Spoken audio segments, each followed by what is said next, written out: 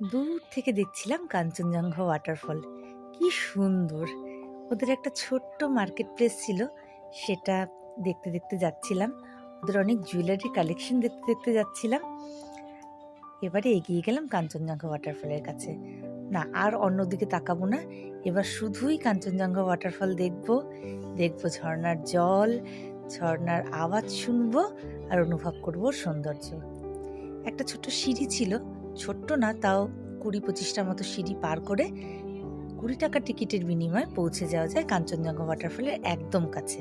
তো আমরাও টিকিট কেটে পৌঁছে গেলাম সেই ঝর্ণার কাছে। নিস্তব্ধ হয়ে অনুভব করছিলাম ঝর্ণার সৌন্দর্য।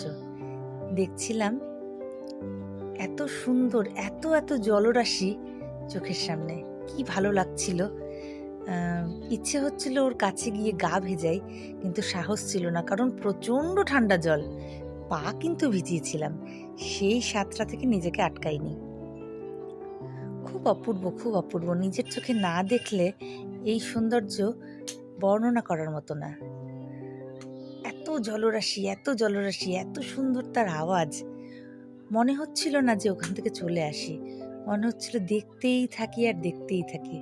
দেখা যেন ফোরাচ্ছিল না।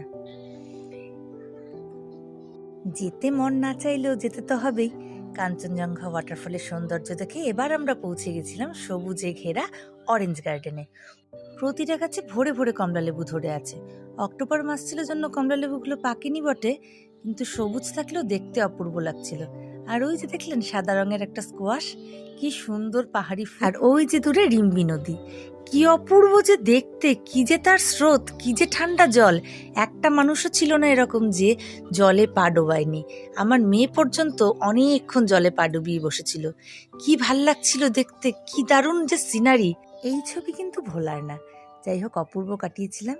এবার দেখতে যাব পরের জায়গাটা। ততক্ষণের জন্য টাটা।